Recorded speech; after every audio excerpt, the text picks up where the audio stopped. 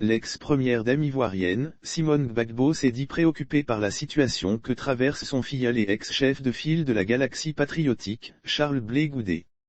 Des confidences de Simone Gbagbo a fait des révélations, mercredi 16 mars 2022, sur le contenu de ses derniers échanges avec Kwadwo Konan Bertin, KKB, ministre ivoirien en charge de la réconciliation nationale.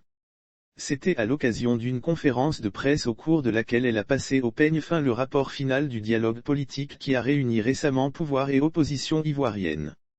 Dans ses propos, l'ex-première dame indique avoir abordé avec Kwadwo Konan Bertin dit KKB, le cas de Charles Blé Goudé, son filleul coincé à La Haye depuis plusieurs mois en dépit de son acquittement définitif par la Cour pénale internationale, CPI. Le ministre KKB est venu me présenter ses vœux de nouvelle année. En retour, je lui ai également présenté mes vœux de paix, de succès. Il est en charge d'un dossier qui nous intéresse tous. Donc, que le Seigneur lui donne beaucoup de sagesse, beaucoup d'humilité pour réussir la mission qui lui a été confiée, a déclaré Madame Gbagbo.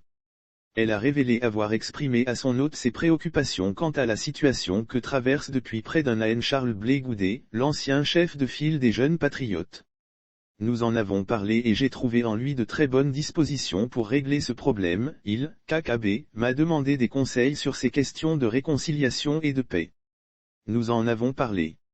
Je lui ai fait quelques propositions à mon tour. Je suis très préoccupé par le problème de Blé Goudé. Nous en avons parlé et j'ai trouvé en lui de très bonnes dispositions pour régler ce problème, a fait savoir Simone Gbagbo.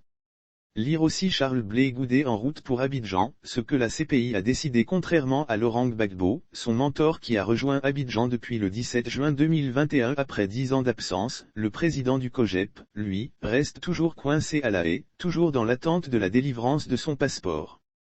Impatient de regagner son pays après une dizaine d'années d'absence, ses nombreux appels du pied aux autorités ivoiriennes semblent tomber dans des oreilles de sourds. Le filleul de Laurent Gbagbo a pourtant officiellement déposé sa demande de passeport depuis juillet 2021.